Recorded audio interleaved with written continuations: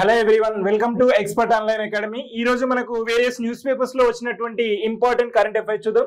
So ఇక్కడ first one వచ్చేసి మరాఠా పాలకుల కోటలకు యునెస్కో గుర్తింపు అండి. Okay, UNESCO world heritage site గుర్తించడం జరిగింది. సో ఇది మనకు న్యూస్ లో ఉంది. సో నెక్స్ట్ వచ్చేసి ఎవరెస్ట్ శిఖరంపై అబీదర్ అఫ్రీన్ అనమాట.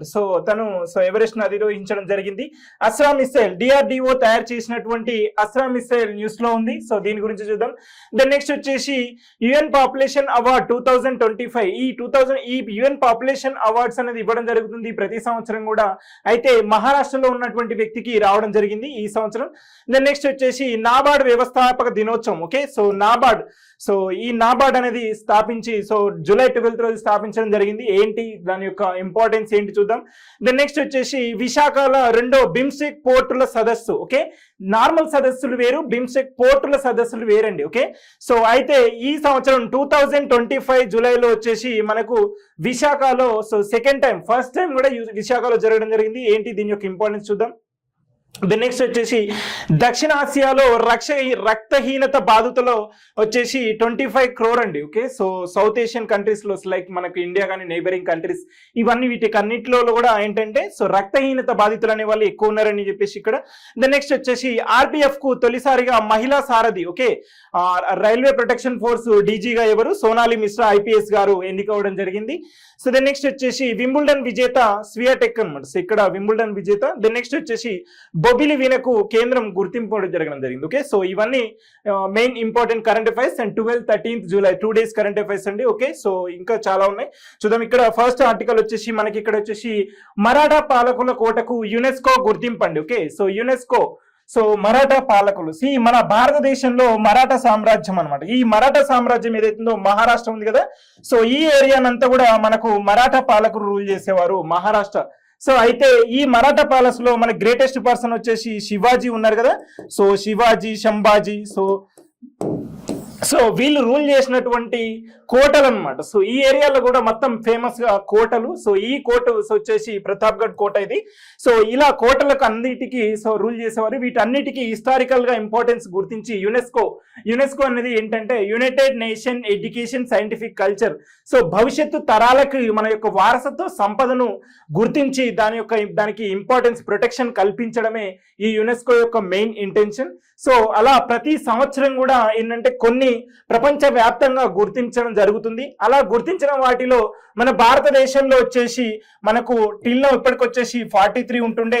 ఇప్పుడు దీనితో కలిపి ఇక్కడ ఈ మరాఠా పాలకుల కోటలతో కలిపి 44 అయినాయండి UNESCO world heritage sites. UNESCO గుర్తించినటువంటి అన్నీ కలిపి ఇప్పుడు 44 అవ్వడం జరిగిందండి. ఓకే, మన భారతదేశంలో 44 అండి. ఈ విధంగా చూసినట్లయితే మరాఠా మిలిటరీ ల్యాండ్స్కేప్ అనే టైటిల్ తోని ఒకే కోట కాదండి, ఒక 12 కోటలను గుర్తించడం జరిగింది. ఇక్కడ అబ్జర్వ్ చేయండి, మరాఠా పాలకులు వీరి యొక్క క్యాపిటల్ ఏంటంటే ఒక్కొక్క రాజు ఒక చోటు నుంచి మరొక చోటికి, ఒక చోటు నుంచి మరొక చోటికి ఈ విధంగా షిఫ్ట్ అవుతుండే. ఈ విధంగా కోటలు కడుతుండే.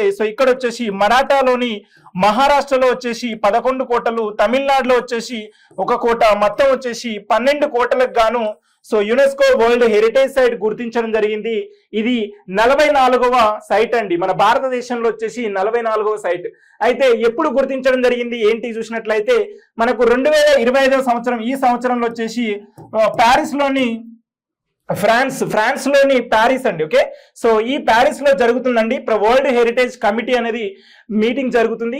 ఇక్కడ వచ్చేసి 47th సెషన్ అని జరుగుతుంది. ఈ 47th సెషన్ లో మన భారతదేశం నుంచి గుర్తించబడినటువంటి ఇది అండి. ఓకే, మరాఠా పాలకుల కోటలకు ఇవన్నీ 12 కోటలకి యునెస్కో వరల్డ్ హెరిటేజ్ సైట్ గుర్తింపు రావడం జరిగింది.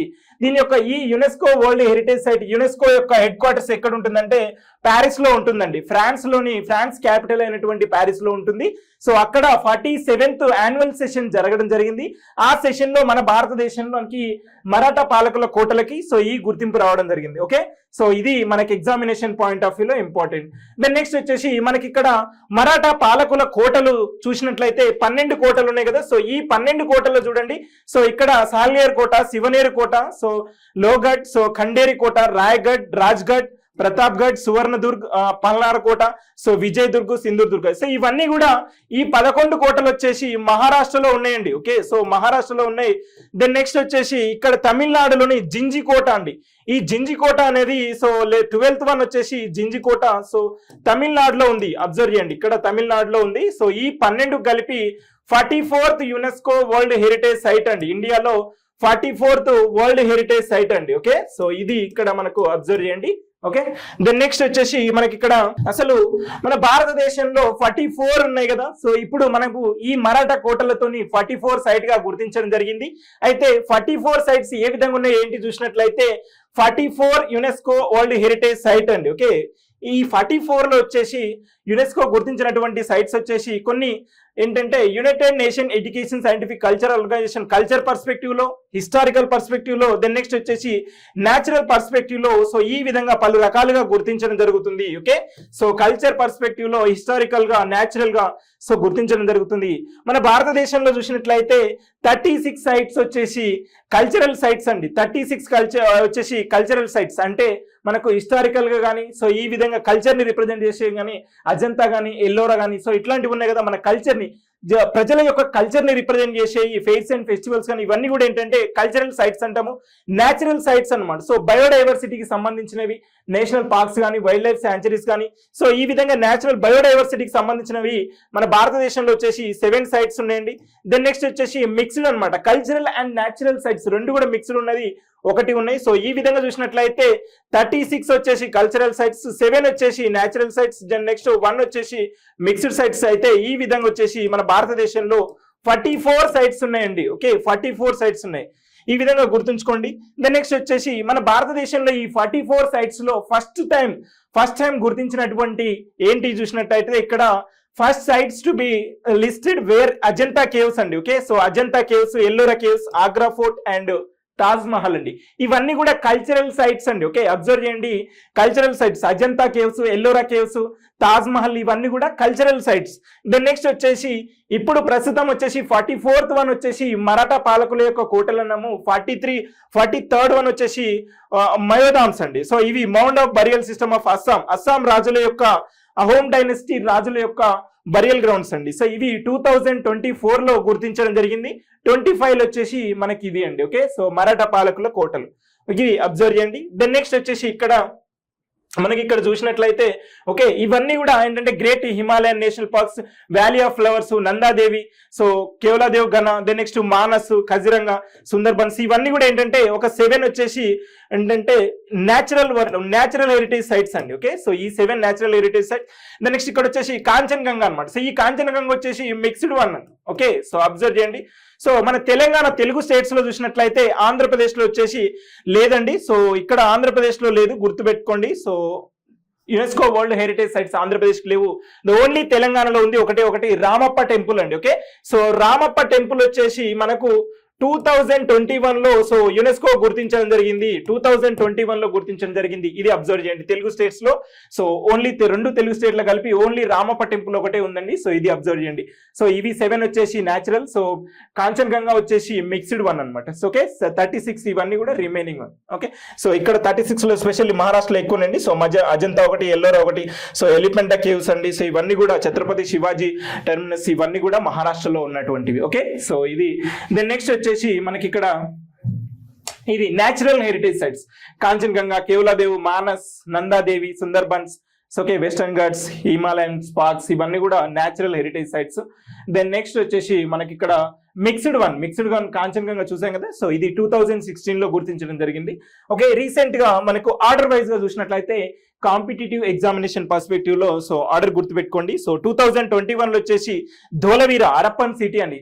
సింధు నాగరికత యొక్క మేజర్ సిటీ అయినటువంటి ధోలవీర మన భారతదేశంలో గుజరాత్ లో బయలుపడినటువంటి ధోలవీర సైట్ అండి, హరప్పన్ సైట్ ఇది. దెన్ నెక్స్ట్ వచ్చేసి మన తెలంగాణలో గుర్తించబడింది కదా రామప్ప టెంపుల్ 2021 లో. దెన్ నెక్స్ట్ శాంతి నికేతన్ రవీంద్రనాథ్ ఠాగూర్ గారి యొక్క ఆశ్రమం అండి, ఇది వెస్ట్ బెంగాల్ లో ఉంది. సో ఇది గుర్తించడం జరిగింది. దెన్ నెక్స్ట్ వచ్చేసి సాక్రెడ్, సో ఇది హోయసల టెంపుల్స్ వచ్చేసి కర్ణాటకలో ఉన్నాయి.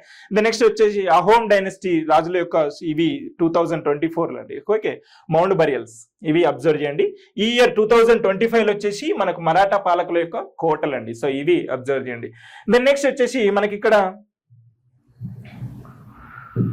ఓకే, సో కరాకాల్ అనమాట. సో ఈ కరాకాల్ అనేది ఏంటంటే వైల్డ్ క్యాట్ అండి. సో ఇది ఇక్కడ అబ్జర్వ్ చేయండి, వైల్డ్ క్యాట్, అడవులలో ఉండే క్యాట్.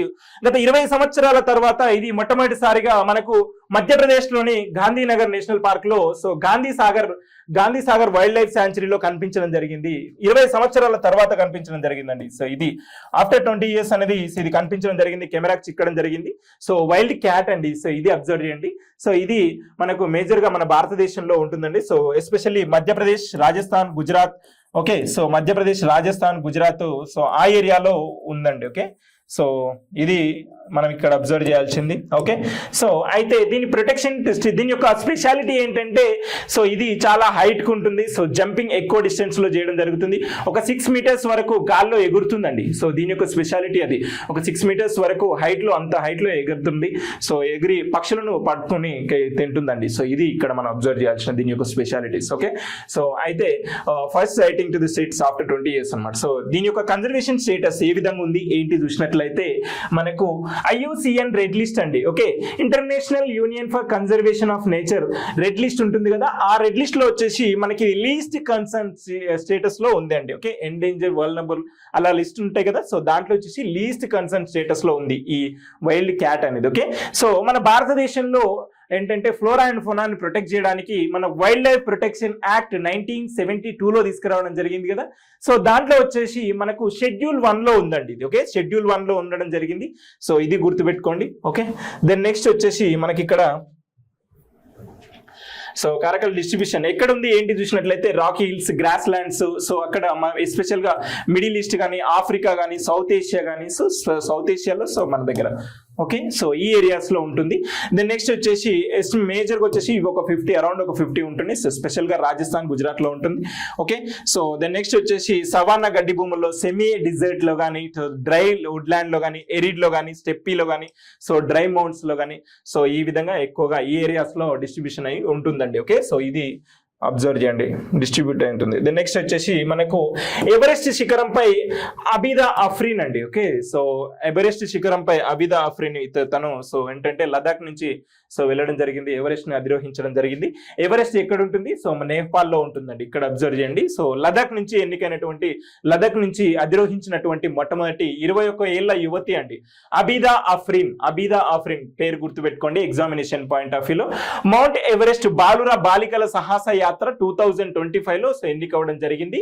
సో తను సాధించడం జరిగిందండి. ఓకే, సో ఈ ఘనత ఎవరెస్ట్ శిఖరాన్ని 2025కి అధిరోహించినటువంటి గర్ల్ వచ్చేసి ఎక్కడి నుంచి అండి? సో లదాఖ్ నుంచి అండి. ఓకే, సో అబ్జర్వ్ చేయండి, లదాఖ్ నుంచి మీ సాధారణ నుంచి అసాధారణ విజయం వరకు సో వెళ్ళడం జరిగింది. సో ఈమె ఎన్సీసీలో అనమాట.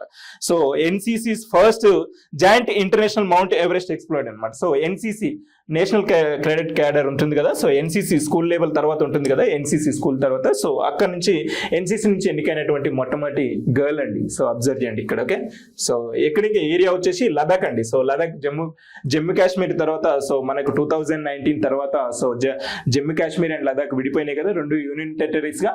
సో లదాఖ్ నుంచి తను వెళ్ళడం జరిగింది. ఓకే, సో ఇది అబ్జర్వ్ చేయండి. దెన్ నెక్స్ట్ వచ్చేసి అస్త్రా మిస్సైల్ అండి. ఓకే, అస్త్రా మిస్సైల్ అనేది న్యూస్ లో ఉంది. సో ఈ అస్త్రా అంటే ఏంటి? జనరల్ గా వచ్చేసి మనం అస్త్రము అంటే ఆయుధం అండి. ఓకే, సో ఈ అస్త్రా అనేది ఏంటి చూసినట్లయితే ఏంటంటే beyond the visual range air to air missile అండి. ఓకే, సో క్షిపణి మిస్సైల్. సో ఇది ఎయిర్ టు ఎయిర్ అండి. Okay, so air to air మనకు శత్రువుల యొక్క ఏంటంటే వాళ్ళ యొక్క ఎక్విప్మెంట్స్ ఏం చేస్తాయంటే డిస్ట్రాయ్ చేస్తుంది. ఇది air to air beyond the visual range. Okay, so చాలా లాంగ్ డిస్టెన్స్ లో ఉంటుంది. సో ఇది వచ్చేసి వెపన్. దీని యొక్క రేంజ్ వచ్చేసి 70 kilometers అండ్ స్పీడ్ వచ్చేసి ఏంటంటే మోర్ దెన్ 5500 అండి. ఓకే, సో ఇది అబ్జర్వ్ చేయండి, ఎయిర్ టు ఎయిర్ మిస్సైల్ అండి. ఓకే, సో ఎక్కడి నుంచి లాంచ్ చేయడం జరిగింది? ఒరిస్సాలోని అబ్దుల్ కలాం దీవి నుంచి రీసెంట్ గా టెస్ట్ చేయడం జరిగింది. సో సక్సెస్ అవ్వడం జరిగింది. దీన్ని ఎవరు తయారు చేశారేంటి? మనకి ఎగ్జామినేషన్ పాయింట్ ఆఫ్ వ్యూలో దీన్ని ఎవరు తయారు చేయడం జరిగింది? DRDO, defence research development organisation వాళ్ళు తయారు చేయడం జరిగింది. అండ్ ఇండియన్ ఎయిర్ ఫోర్స్ తో కొలాబరేట్ అయ్యండి. Okay, so Indian air force తో కొలాబరేట్ అయ్యి సో టెస్ట్ అనేది చేయడం జరిగింది ఒడిస్సాలోని అబ్దుల్ కలాం దీవి దగ్గర. ఓకే, సో ఇది అండి, అబ్జర్వ్ చేయండి. దెన్ నెక్స్ట్ వచ్చేసి ఇక్కడ ఏంటంటే సో రేంజ్ వచ్చేసి ఏంటంటే beyond the visual range air to air అనమాట. ఓకే, ఎవరు డెవలప్ చేశారు? DRDO, defence research development. Astra అనేది మిస్సైల్ అండి. ఓకే, సో ఇది నెక్స్ట్ వచ్చేసి మనకి ఇక్కడ ఫీచర్స్ ఆఫ్ అస్త్రా వచ్చేసి రేడియో ఫ్రీక్వెన్సీని యూజ్ చేయడం జరుగుతుందండి, రేడియో ఫ్రీక్వెన్సీ. దెన్ నెక్స్ట్ వచ్చేసి సికే from Sukhoi so MK1. So it has a range of exceeding 100 kilometres and equipped with the safe of the art guidance and navigation system అన్ని కూడా దీనికి ఉన్నాయండి. సో ఇది ఇక్కడ మనం అబ్జర్వ్ చేయాల్సింది. దెన్ నెక్స్ట్ వచ్చేసి మనకి ఇక్కడ ఓకే, సో నాబార్డ్ వ్యవసాయ దినోత్సవం అండి. ఓకే, వ్యవసాయ దినోత్సవం నాబార్డ్. సో వ్యవస్థాపక దినోత్సవం. ఓకే, సో అయితే ఇది జూలై 12th రోజు స్టార్ట్ చేయడం జరిగింది. నాబార్డ్ అనే ఏంటి? National bank for agriculture and rural development. So రెండు అబ్జర్వ్ చేయండి. ఇక్కడ మెయిన్ ఫోకస్ ఏంటంటే అగ్రికల్చర్ ఒకటి. సో ఓకే, అగ్రికల్చర్ ఒకటి. సెకండ్ వన్ వచ్చేసి రూరల్ డెవలప్మెంట్ అండి. ఓకే, సో ఈ రూరల్ డెవలప్మెంట్ ఈ రెండింటి కోసము మన భారతదేశంలో స్థాపించినటువంటి బ్యాంక్ ఏంటంటే నాబార్డ్ అండి. Okay, so national bank for agriculture and rural development కోసం సో స్థాపించినటువంటి బ్యాంకు నాబార్డ్. ఇది 1982లో సో 1982లో జూలై 12th రోజు స్థాపించడం జరిగింది. సో జూలై 12th రోజు స్థాపించడం జరిగింది. సో అందువల్ల ఈ జూలై 12th ని వ్యవస్థాపక దినోత్సవం అని అంటారు. నాబార్డ్ యొక్క వ్యవస్థాపక దినోత్సవం అని అంటారు అనమాట. సో ఇది ఇక్కడ మేజర్ గా దీని యొక్క వర్క్స్ ఏంటి, నాబార్డ్ యొక్క వర్క్స్ ఏంటి అంటే గ్రామీణ మౌలిక సదుపాయాలు ఇన్ఫ్రాస్ట్రక్చర్ ప్రాజెక్ట్స్ అన్నింటికి కల్పనకు ఆర్థిక సహాయాన్ని లోన్స్ ఇస్తుందండి. ఏవైతే బ్యాంక్స్ ఉన్నాయో రూరల్ లెవెల్లో బ్యాంక్స్ ఇచ్చేటి కోఆపరేటివ్ బ్యాంక్స్ కానీ రీజనల్ రూరల్ బ్యాంక్స్ కానీ సో ఓకే RRBs ఉంటాయి కదా, సో అవి కానీ కోఆపరేటివ్ బ్యాంక్స్ కానీ వీటన్నిటికి కూడా ఎక్కడి నుంచి లోన్స్ వస్తాయంటే నాబార్డ్ నుంచి లోన్స్ వస్తాయండి. సో ఈ నాబార్డ్ నుంచి సో వీటికి రావడం జరుగుతుంది. ఇక్కడ నుంచి రూరల్ లెవెల్ కి సో రుణ సదుపాయం కల్పించడం జరుగుతుంది. గ్రామీణ ప్రాంతాల్లో చిన్న కుటీర పరిశ్రమలు micro and small scale industries కి కూడా లోన్స్ ఇవ్వడం జరుగుతుంది. నెక్స్ట్ వచ్చేసి కోఆపరేటివ్ అండ్ రీజనల్ బ్యాంక్స్ ని పర్యవేక్షిస్తుంది. సో ఏ విధంగా రూరల్ లెవెల్లో డెవలప్మెంట్ ఏం చేయాలి, అగ్రికల్చర్ లెవెల్లో ఏ విధంగా లోన్స్ అనేది ప్రొవైడ్ చేయాలనేది కేంద్ర ప్రభుత్వం సో ఈ రూరల్ లెవెల్లో కానీ అగ్రికల్చర్ డెవలప్మెంట్ కోసం ఏవైనా స్కీమ్స్ తీసుకొస్తే ఆ స్కీమ్స్ ను అనుసరించి లోన్స్ ప్రొవైడ్ చేయడము, ఆ స్కీమ్స్ పార్టిసిపేషన్, ఆ స్కీమ్స్ డెవలప్మెంట్ లో నాబార్డ్ అనేది కీ రోల్ ప్లే చేయడం జరుగుతుంది. సో ఇవి అండి నాబార్డ్ చేస్తున్నటువంటి థింగ్స్ అండి. నెక్స్ట్ వచ్చేసి ఇది కేంద్ర ఆర్థిక శాఖ అధీనంలో ఉంటుంది. ఓకే, దీని యొక్క ప్రస్తుత చైర్మన్ నాబార్డ్ యొక్క చైర్మన్ వచ్చేసి వికే షాజీ కృష్ణ అండి. ఓకే, సో విజయ్ షాజీ కృష్ణన్ గారు సో చైర్మన్. నెక్స్ట్ వచ్చేసి దీని యొక్క హెడ్ క్వార్టర్స్ ఎక్కడుంది? హెడ్ క్వార్టర్స్ వచ్చేసి ముంబైలో ఉందండి.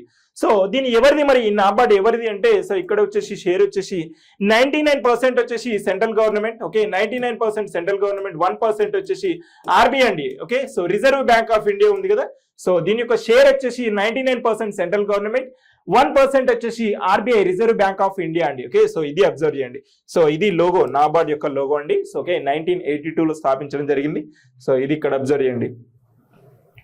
దెన్ నెక్స్ట్ వచ్చేసి మనకి ఇక్కడ హిస్టారికల్ బ్యాక్గ్రౌండ్ ఏంటి చూసినట్లయితే 1979లో మనకు RBI reserve bank of India వచ్చేసి మనకు ఒక కమిటీని ఏర్పాటు చేయడం జరిగింది. ప్రణాళిక సంఘం యొక్క మాజీ సభ్యుడు వచ్చేసి శివరామకృష్ణన్ అండి. సో శివరామన్ వచ్చేసి శివరామన్ గారి ఆధ్వర్యంలో ఒక కమిటీ వేయడం జరిగింది. ఆ కమిటీ ఏం రిపోర్ట్ ఇవ్వడం జరిగిందంటే సో ఈ నాబార్డ్ యొక్క ప్రాధాన్యతను, ఇంపార్టెన్స్ ను చెప్పడం జరిగింది. అందువల్ల 1981లో మన భారత ప్రభుత్వం ఒక చట్టాన్ని తీసుకురావడం జరిగింది, జాతీయ వ్యవసాయ గ్రామీణాభివృద్ధి బ్యాంక్ నాబార్డ్ అన్నమాట. సో ఈ నాబార్డును సో నాబార్డ్ యాక్ట్ అని తీసుకురావడం జరిగింది 1981లో. ఆ తర్వాత 1982లో సో వచ్చేసి నాబార్డ్ ని ఏర్పాటు చేయడం జరిగింది. భారత ప్రభుత్వం 1982లో నాబార్డ్ ని ఏర్పాటు చేయడం జరిగింది. Competitive examination point of view గుర్తుపెట్టుకోండి. సో ఏంటంటే ఏ కమిటీ సూచనల మేరకు నాబార్డ్ సంస్థను ఏర్పాటు చేయడం జరిగింది? శివరామకృష్ణన్ అండి. శివరామకృష్ణన్ కమిటీ ప్రకారము సో ఎవరు ఏర్పాటు చేయడం జరిగింది? భారత ప్రభుత్వం అండి. సో ఇది ఏ ఇయర్ వచ్చేసి 1982. ఓకే, సో ఇది అబ్జర్వ్ చేయండి. నెక్స్ట్ వచ్చేసి ఇది స్పెషల్ గా దేని మీద ఫోకస్ చేయడం జరుగుతుంది? దీని అబ్రివేషన్ లోనే ఉంది, అబ్జర్వ్ చేయండి.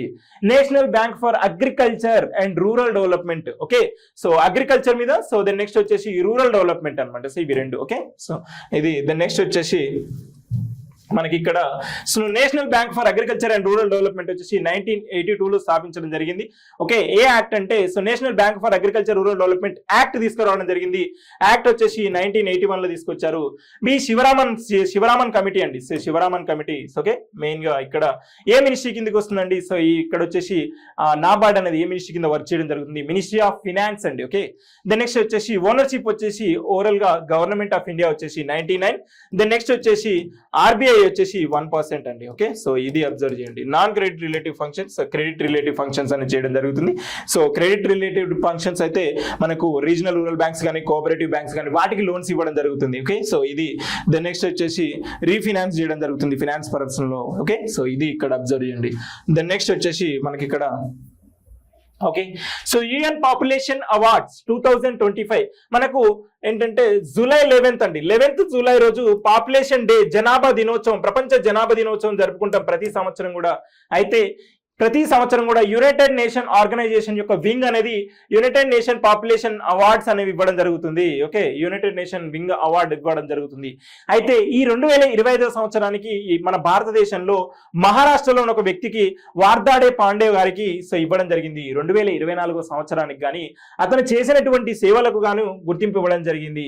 జనరల్గా ఈ అవార్డు ఎవరికి ఇస్తారు ఏంటంటే ఇక్కడ వచ్చేసి పాపులేషన్ అన్నమాట. సో ఈ పాపులేషన్ గురించి సో వర్క్ చేసిన వాళ్ళకు మాత్రమే ఈ అవార్డ్స్ ఇవ్వడం జరుగుతుంది. ఓకే, ఈ అవార్డు ఎప్పుడు స్థాపించడం జరిగింది? 1981లో స్థాపించడం జరిగిందండి. పాపులేషన్ అండ్ రీప్రొడక్షన్ సిస్టమ్ అండి. ఓకే, సో పునరుత్పత్తి, హెల్త్ కి, సో జనాభాను ఏ విధంగా కంట్రోల్ చేయాలి, మెజర్స్ ఏ విధంగా తీసుకుంటారు, సో ఏ విధంగా జెండర్ ఈక్వాలిటీని ఏ విధంగా ప్రమోట్ చేయడం జరుగుతుంది. ఓకే, ఇక్కడ రీప్లేస్మెంట్ లెవెల్, ఫర్టిలిటీ లెవెల్ కానీ, సో ఇవన్నిటిని హెల్త్ గురించి కానీ, సో వీటి మీద వర్క్ చేసినటువంటి వ్యక్తులకు కానీ సంస్థలకు కానీ ఈ అవార్డు ఇవ్వడం జరుగుతుంది. మన భారతదేశంలో వచ్చేసి మనకు ఇప్పటికీ 2 times రావడం జరిగింది. సో వచ్చేసి ఇందిరాగాంధీ గారికి 1983లో ఇవ్వడం జరిగింది. జేఆర్డి టాటాకు వచ్చేసి 1992లో ఇవ్వడం జరిగింది. ఈ ఇయర్ వచ్చేసి వార్దాడే పాండే గారికి సో 2024 చేసినటువంటి సేవలకు గాను 25లో ఇవ్వడం జరిగింది. 25 జూలై 12th రోజు ఇవ్వడం జరిగింది. సో ఇది అబ్జర్వ్ చేయండి. సంస్థల విభాగంలో చేసినట్లయితే హెల్పేజ్ ఇండియాలో సో 2020కి హెల్పేజ్ ఇండియాకి 2020కి ఇవ్వడం జరిగింది. ఓకే, సో 3 సార్లు 3 వ్యక్తులకి ఒక సంస్థకి ఇవ్వడం జరిగింది. మన భారతదేశంలో 4 మాత్రమే అవార్డ్స్ రావడం జరిగింది. అయితే ఇతను వచ్చేసి 2025 సంవత్సరం లింగ సమానత్వం, జెండర్ ఈక్వాలిటీని ప్రమోట్ చేసినటువంటి వ్యక్తి వార్దడే పాండే అండి. వార్దడే పాండే ఏ రాష్ట్రానికి చెందినటువంటి వ్యక్తి? మహారాష్ట్రానికి సంబంధించినటువంటి వ్యక్తి అండి. ఓకే, అయితే 2025కి ఇవ్వడం జరిగింది అవార్డు. ఓకే, సో ఇది అబ్జర్వ్ చేయండి. నెక్స్ట్ వచ్చేసి మనకు ఇది United nation population fund association వచ్చేసి ఐక్యరాజ్య సమితి యొక్క వింగ్ అండి ఇది. సో ఏ సంవత్సరంలో స్థాపించడం జరిగింది? 1969లో స్థాపించడం జరిగింది. దీని యొక్క హెడ్ క్వార్టర్స్ ఎక్కడ ఉంది? సో న్యూయార్క్ లో ఉంది. ఓకే, సో ప్రతి సంవత్సరం కూడా ఇది ఏంటంటే మనకు ప్రపంచవ్యాప్తంగా జనాభా ఎంత ఉంది క్యాలిక్యులేట్ చేయడం జరిగింది. ఓకే, సో ఆ విధంగా చూసినట్లయితే 2023లో వచ్చేసి మన ఇండియా వచ్చేసి టాప్ మోస్ట్ పాపులస్ కంట్రీగా ఆవిర్భవించడం జరిగింది. ఇది వచ్చేసి more than 140 crore పాపులేషన్ తోని ఆవిర్భవించడం జరిగిందని చెప్పినటువంటి సంస్థ వచ్చేసి United nation population fund association. Okay, so ఇది అబ్జర్వ్ చేయండి. దెన్ నెక్స్ట్ వచ్చేసి దక్షిణాసియాలో రక్తహీనత బాధితులు సో 25 కోట్లు ఉన్నారని చెప్తుంది. దక్షిణాసియా అంటే సౌత్ ఏషియా వచ్చేసి స్పెషల్ గా మనకు India, so Bangladesh, Pakistan, so okay, then next వచ్చేసి భూటాన్, సో నేపాల్, సో ఇవన్నీ కంట్రీస్ యొక్క సౌత్ ఏషియన్ కంట్రీస్ అండి. సో వీటిలో వచ్చేసి స్పెషల్ గా రక్తహీనత, ఎనీమియా అన్నమాట. సో ఈ ఎనీమియా ఇంక్రీజ్ అవ్వడం జరుగుతుంది. ఓకే, బాలికల్లో కానీ మహిళల్లో కానీ రక్తహీనతో బాధపడుతున్నారు. సో వీరి కోసం వచ్చేసి 2030 నాటికి వీరి సంఖ్య మరింత పెరిగే అవకాశం ఉందని చెప్పేసి చెప్పడం జరుగుతుంది. సో 2030 నాటికి మనకి SDG గోల్స్ లో గోల్ నెంబర్ 4 అనేది సో హెల్త్ గురించి చెప్తుంది కదా. సో అయితే ఈ విధంగా వచ్చేసి రక్తహీనత అనేది పెరుగుతుందని చెప్పేసి వరల్డ్ హెల్త్ ఆర్గనైజేషన్ అనేది ఈ వీరి యొక్క నెంబర్ సూచించడం జరిగింది. 25 కోట్లకు పైన ఉన్నారండి. సో ఇది అబ్జర్వ్ చేయండి.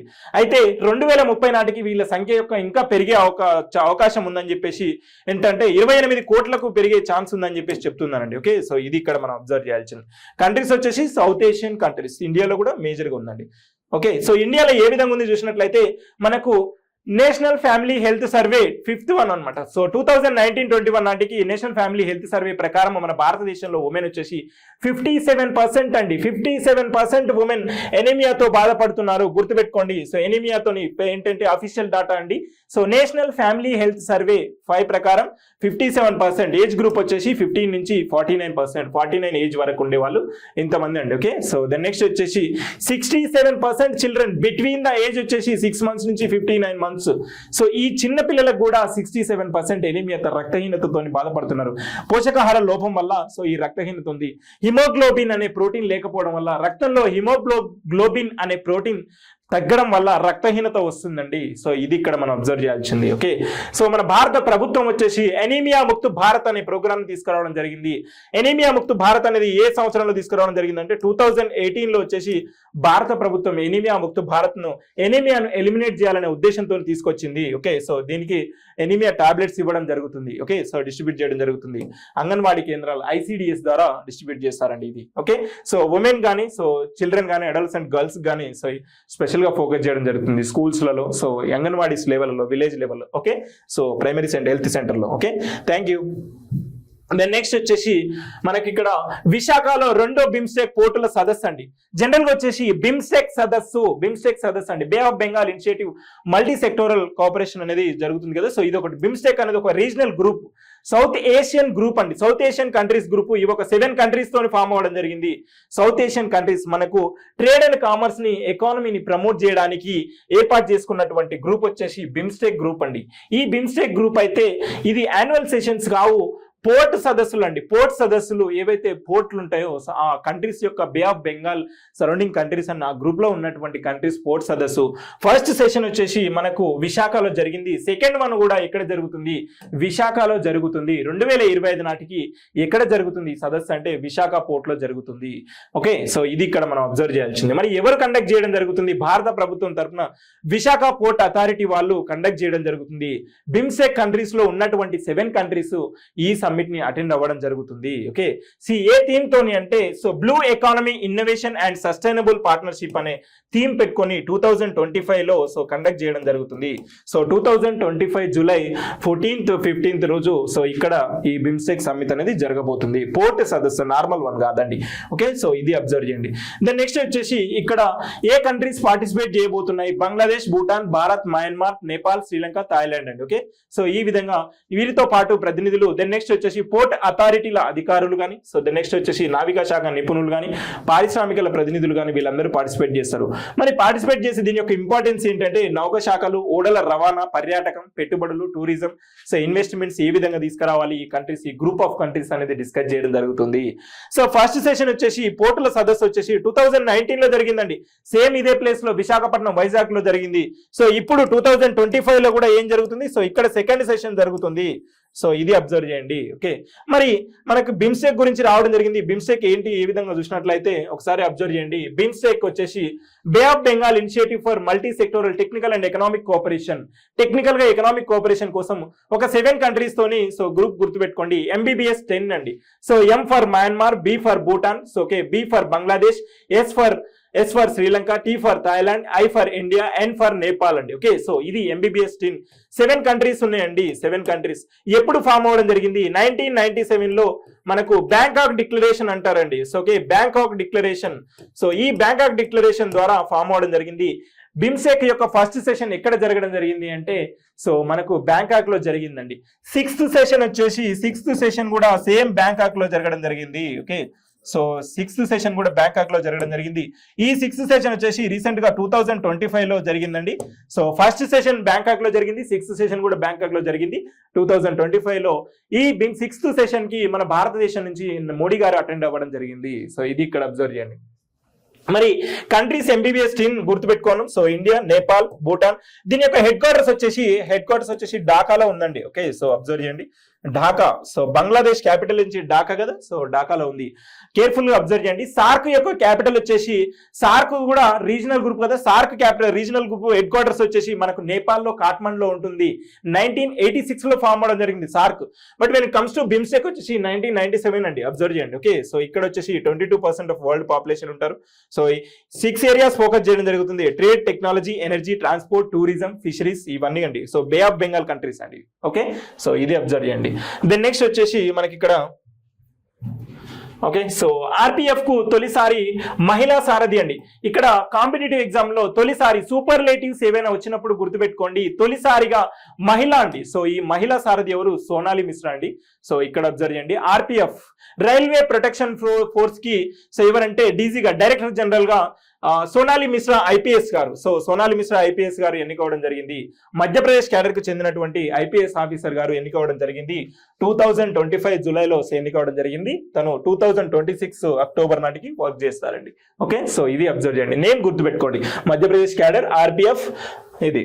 ఓకే, దెన్ నెక్స్ట్ వచ్చేసి ఇక్కడ సో బొబ్బిలి వీణకు కేంద్రం గుర్తింపండి.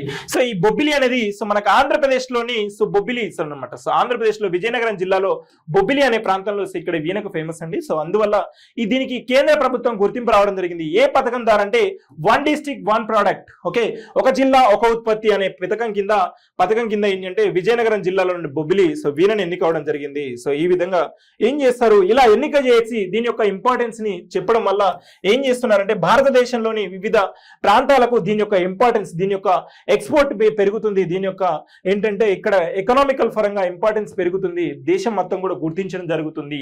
సో అని చెప్పేసి ఈ విధంగా one district one product scheme అనేది తీసుకురావడం జరిగింది సెంట్రల్ గవర్నమెంట్. అయితే 2025 నాటికి సో గుర్తించినటువంటి సో వీణ అనేది ఇదండి, బొబ్బిలి వీణ. ఓకే, సో ఇది వన్ డిస్ట్రిక్ట్ వన్ ప్రోడక్ట్ అనే స్కీమ్ తీసుకురావడం జరిగింది మన భారత ప్రభుత్వం. ఎవరు తీసుకొచ్చారు, ministry of food processing industries వాళ్ళు 2018వ సంవత్సరంలో తీసుకురావడం జరిగింది. అయితే ఇక్కడ ఒక డిస్ట్రిక్ట్ నుంచి ఇంకొక డిస్ట్రిక్ట్ ఈ వీణ యొక్క ఇంపార్టెన్స్ ఇప్పుడు మన ఆంధ్రప్రదేశ్లోని బొబ్బిలి డిస్ట్రిక్ట్ నుంచి దేశవ్యాప్తంగా 28 రాష్ట్రాలకు 8 కేంద్రపాలిత ప్రాంతాలకు చెందుతుంది. అప్పుడు దీని యొక్క ఇంపార్టెన్స్ అనేది పెరగడం జరుగుతుంది, మ్యానుఫ్యాక్చరింగ్ పెరుగుతుంది, ఎక్స్పోర్ట్ పెరుగుతుంది, సో ఎంప్లాయ్మెంట్ పెరుగుతుంది. సో ఈ విధంగా potential to faster economical and social cultural అనమాట. సో కల్చరల్ ఇంపార్టెన్స్ పెరుగుతుంది, ఎంప్లాయ్మెంట్ క్రియేట్ అవుతుంది. సో ఈ విధంగా ఇంక్రీజ్ అవుతుంది. ఓకే, సో ఇది అండి. So every district in India to be export hub అనమాట. సో ఈ విధంగా ప్రతి డిస్ట్రిక్ట్ కూడా ఎక్స్పోర్ట్ హబ్ అవ్వాలనేది సో ఇక్కడ వన్ డిస్ట్రిక్ట్ వన్ ప్రోడక్ట్ అనే స్కీమ్ లాంచ్ చేయడం జరిగింది. ఓకే, ఇది థ్యాంక్ యూ. దెన్ నెక్స్ట్ వచ్చేసి ముంబైలో సింధూర్ వంతెన. ఓకే, సో మనకు రీసెంట్ గా వచ్చేసి పహల్గామ్ అటాక్, పాకిస్తాన్ మన భారత ప్రభుత్వం మీద దాడి చేసినప్పుడు, పాకిస్తాన్ పహల్గామ్ అనే ఏరియాలో దాడి చేసినప్పుడు ఏంటంటే మన దానికి ప్రతిచర్యగాను మన భారత ప్రభుత్వం ఆపరేషన్ సింధూర్ ను స్టార్ట్ చేయడం జరిగింది. ఈ ఆపరేషన్ సింధూర్ అనేది సో మనకు పాకిస్తాన్ పైన దాడి చేసిన దానికి ఒక కోడ్ అండి. ఓకే, సో ఇది సో అయితే మనకు ముంబైలో ఇదే నేమ్ ను సింధూర్ తోనే ఒక వంతెన సో వంతెనకు పేరు పెట్టడం జరిగింది. ఇది దక్షిణ ముంబైలో, సౌత్ ముంబైలో వచ్చేసి ఏంటంటే ఒక కార్నాక్ రోడ్ అండి. సో ఓవర్ బ్రిడ్జ్, అది బ్రిటిషర్స్ పీరియడ్ లో ఒక 150 years బ్యాక్ కన్స్ట్రక్ట్ చేసినటువంటి బ్రిడ్జ్ కూలిపోయే దశలో ఉంటే సో కూలిపోయింది. 2022లో దీని ప్లేస్ లో దీన్ని కొలాప్స్ చేసి కొత్త బ్రిడ్జ్ ని కన్స్ట్రక్ట్ చేయడం జరిగింది. దీని ఓపెనింగ్ లో మహారాష్ట్ర సీఎం వచ్చేసి దేవేంద్ర ఫడ్నవీస్ గారు సో దీనికి సో ఏం చేస్తారంటే ఆ సింధూర్ వంతెనని నేమ్ పెట్టడం జరిగింది. అప్పుడు బాంబే ప్రావిన్స్ ఉంది కదా, ఈ బాంబే ప్రావిన్స్ యొక్క గవర్నర్ వచ్చేసి ఆర్థర్ కార్నాక్, ఆయన పేరు మీదుగా అప్పుడు ఆ వంతెన కట్టారు. సో ఇప్పుడు వచ్చేసి ఆపరేషన్ సింధూర్ మనకు రీసెంట్ గా ఇష్యూలో ఉంది, కరెంట్ అఫైర్ లో ఉంది కాబట్టి సో ఏంటంటే సింధూర్ అనే వంతెన అనేది పెట్టడం జరిగింది. ఓకే, అదేవిధంగా మహారాష్ట్రలో చూసుకున్నట్లయితే ఔరంగాబాద్ కు వచ్చేసి సంభాజీ నగర్, దెన్ నెక్స్ట్ వచ్చేసి ఉస్మానాబాద్ కు వచ్చేసి దారశికా నగర్ గా సో పేరు పెట్టడం జరిగింది. ఓకే, సో దెన్ నెక్స్ట్ వచ్చేసి మనకి ఇక్కడ వింబుల్డన్ అండి. సో ఓకే, వింబుల్డన్ విజేత వచ్చేసి స్వియాటెక్ గారు. సో ఓకే, వింబుల్డన్ విజేత స్వియాటెక్ గారు. సో స్వియాటెక్ కెరీర్లలో ఇది 6వ గ్రాండ్ స్లామ్ టైటిల్ అండి. ఓకే, సో ఇలా ఏంటంటే 6-0 తోని గెలవడం అనేది అమాండా అనేసియాన్ మిఫాను చిత్తుగా ఓడించడం జరిగింది. ఇది ఒక 114 సంవత్సరాల తర్వాత ఇలా రిపీట్ అయిందండి. ఓకే, సో ఇలా ఏంటంటే 6-0 తోని పాయింట్స్ తోని గెలవడం అనేది 114 సంవత్సరాల తర్వాత అయిందండి. సో ఇక్కడ తను 120 మ్యాచెస్ అనేది ప్లే చేసి అందులో 100 విన్ అయిందండి. ఓకే, సో ఇది సింగిల్స్ లో అండి. ఓకే, సో ఈమె కంట్రీ వచ్చేసి పోలాండ్ అండి. పోలాండ్ యొక్క క్యాపిటల్ వచ్చేసి వార్సా. ఓకే, సో ఇది ఇక్కడ మనకు వింబుల్డన్ విజేత ఎవరు 2025 నాటికి మహిళల సింగిల్స్ విజేత వచ్చేసి స్వియాటెక్ అండి. So examination point of view గుర్తుపెట్టుకోండి. సో 114 సంవత్సరాల తర్వాత 6-0 పాయింట్స్ తోని సో ఎవరిని ఈ ప్రత్యర్థి వచ్చేసి తన యొక్క ప్రత్యర్థి వచ్చేసి అమెరికా అండి. ఓకే, సో ఇది అమెరికా కంట్రీ వచ్చేసి అమాండా అసేబింపే. ఓకే, ఇవి ఈరోజు ఇంపార్టెంట్ ఆర్టికల్స్. Thank you.